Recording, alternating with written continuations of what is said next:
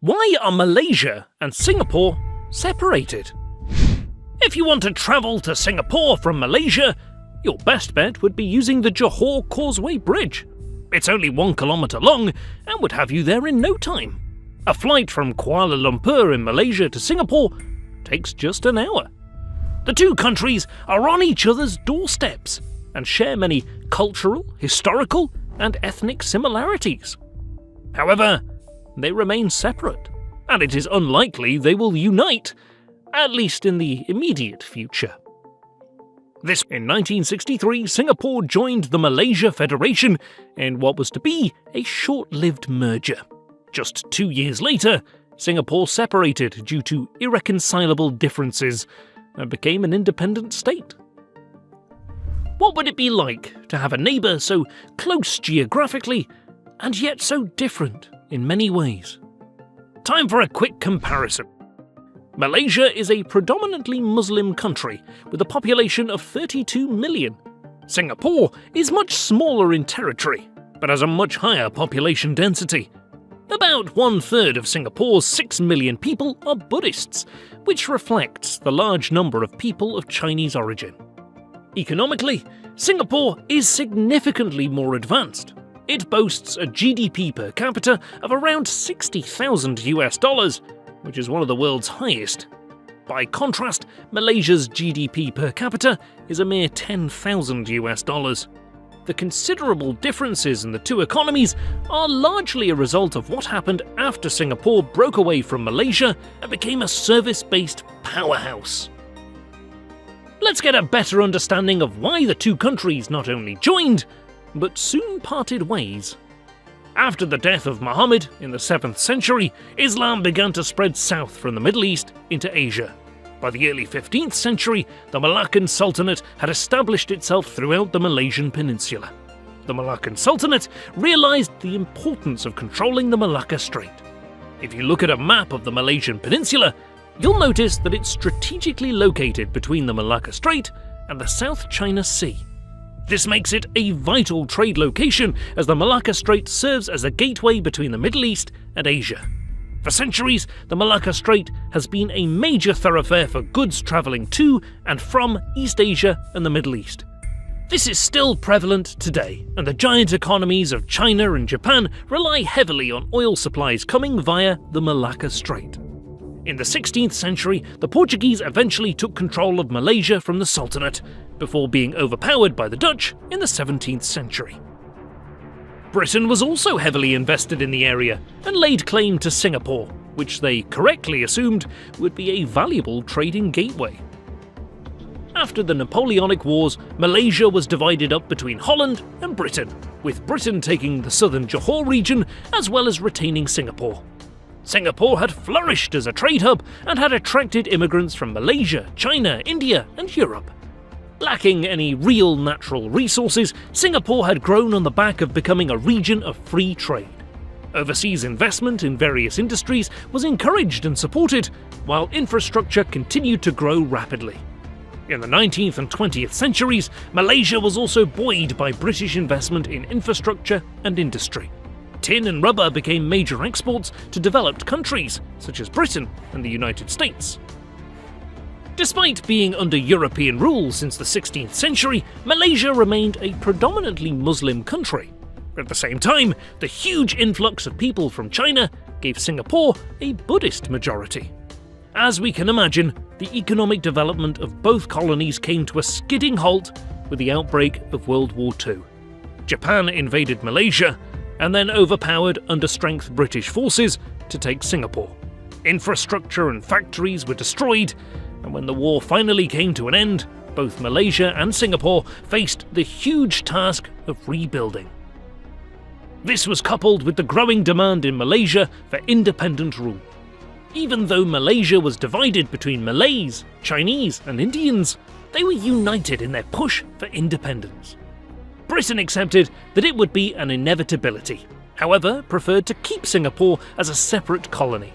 This was because Singapore's established status as a port economy was still important for British trade in the region. On top of that, the British felt that allowing the heavily Chinese-populated Singapore to join Malaysia would complicate matters.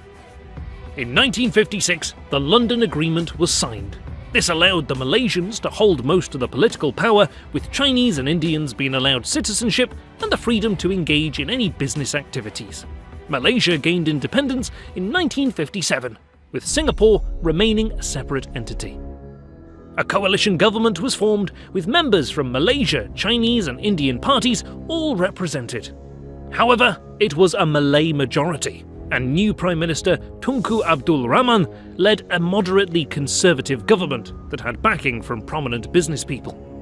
Meanwhile, Singapore was looking to join the Malaysian Federation for better opportunities.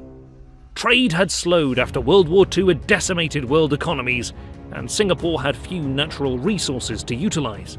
By merging with Malaysia, it would be granted access to new and bigger markets, which was crucial for sustained economic growth.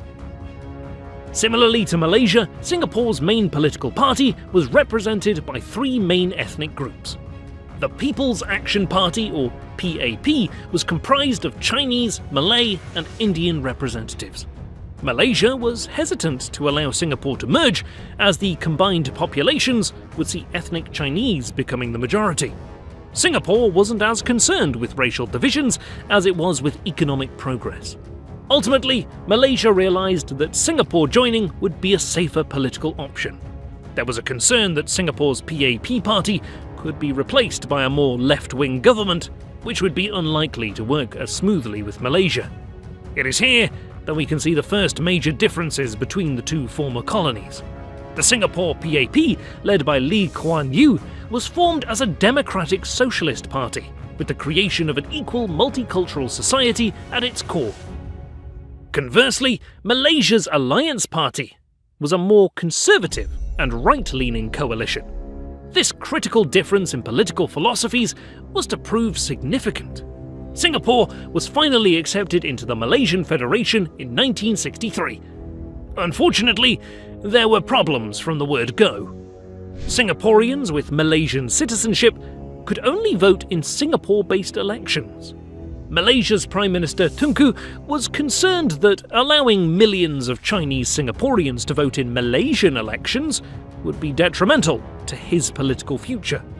Singapore was also understandably miffed at having to pay up to 40% of the new taxes, despite making up only 18% of the Malaysian population. In addition, for Singaporeans to invest in Malaysia, they needed to be granted permission from Kuala Lumpur. This proved hard to come by, which upset Singaporean leaders. The political ideologies of each country were eventually to be the straw that broke the camel's back. Singapore's PAP party was all for a united Malaysia, regardless of ethnicity or class. In contrast, Tunku's United Malay Party was more concerned with improving the status of native Malay people at the expense of ethnic Chinese if necessary. This led to tensions reaching boiling point, and in 1964, violent riots erupted in Singapore. It was clear the situation was no longer tenable, and in 1965 it was agreed that Singapore would separate from the Malaysian Federation.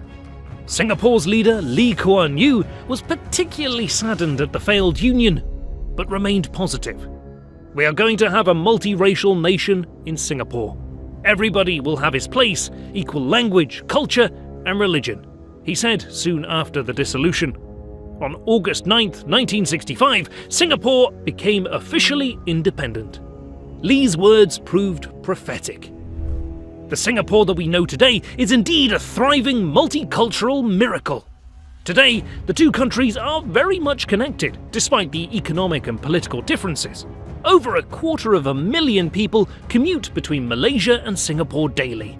The abundance of quality employment and higher wages entices thousands of Malaysians across the border, while Singapore companies are attracted to the cheaper costs of setting up plants in nearby Johor. For now, Malaysia and Singapore remain as separate entities. That's not to say things won't change.